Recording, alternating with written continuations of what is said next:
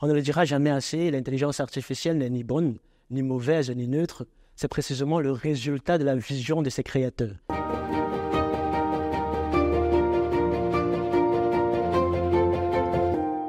On a constaté qu'en background, il y avait deux visions du futur de l'intelligence artificielle qui se confrontaient. La vision des accélérationnistes et la vision des doomers. D'après les accélérationnistes, il faudrait accélérer le développement de l'intelligence artificielle parce que cette intelligence artificielle, je le reprécise, dans une approche techno-solutionniste, va nous aider à résoudre nos problèmes existentiels.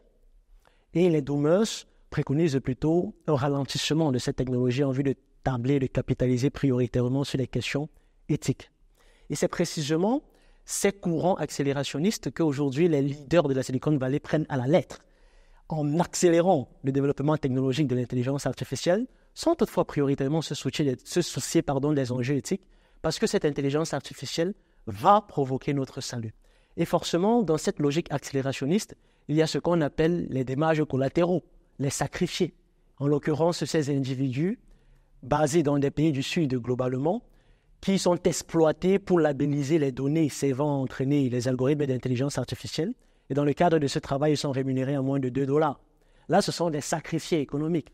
Nous avons aussi les sacrifiés écologiques, les ressources ou les masses de ressources qui sont exploitées pour justement penser et développer techniquement ces algorithmes. Le Fonds monétaire international a produit un rapport en prélude au Forum économique mondial de Davos de 2024.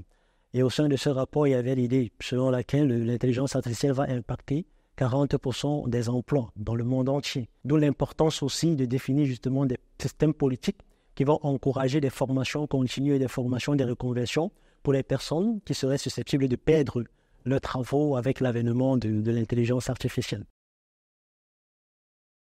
Et une fois que nous aurons vraiment capitalisé sur ces géants qui développent et instrumentalisent l'intelligence artificielle, une fois que nous aurons démantelé leur pouvoir, là on peut penser dans une approche déontologique à la définition des règles qui vont accompagner de manière principielle le développement et le déploiement de l'intelligence artificielle, en l'occurrence les principes d'inclusion, de transparence, de responsabilité, de fiabilité, ce que le professeur de l'une des académies pontificales, Paolo Benozzi, a appelé l'agoréthique, un certain nombre de principes éthiques qui orientent le développement des algorithmes.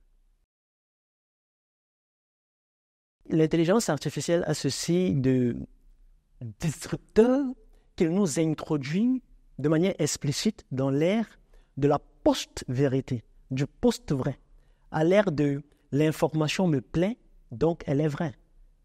Elle n'est pas vraie parce qu'elle est factuelle ni sourcée. Elle est vraie parce qu'elle vient confirmer mes opinions, elle vient conforter mes a priori, elle vient conforter mes idées. C'est existé avec les réseaux sociaux, mais je pense que justement les algorithmes vont pousser cela à une phase davantage aboutie, en l'occurrence avec l'ultra-réalisme des deepfakes, qui est rendu possible aujourd'hui grâce à l'implémentation des intelligences artificielles.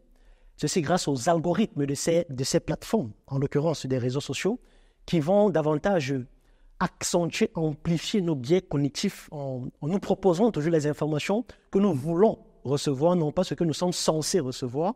Et par là, nous catalysons, nous phagocytons même l'esprit de la démocratie. Les États qui s'adonnent justement à cette pratique ne font que capturer les données de leurs citoyens en vue de participer, du moins de définir les systèmes de contrôle. Et l'un des fameux exemples dans ce cadre, dans ce programme, est précisément le projet Skynet de la Chine. Mais là, nous naissons clairement dans un État policier, ou du moins nous participons tous à la construction, à la naissance des États policiers où les citoyens ne sont plus libres d'exercer leur autodétermination. Ils sont contrôlés en vue de bénéficier d'une certaine note positive dans des systèmes de crédits sociaux. Voilà. Et là, justement, on revient encore à l'idée de la démocratie qui est en train de s'ébranler.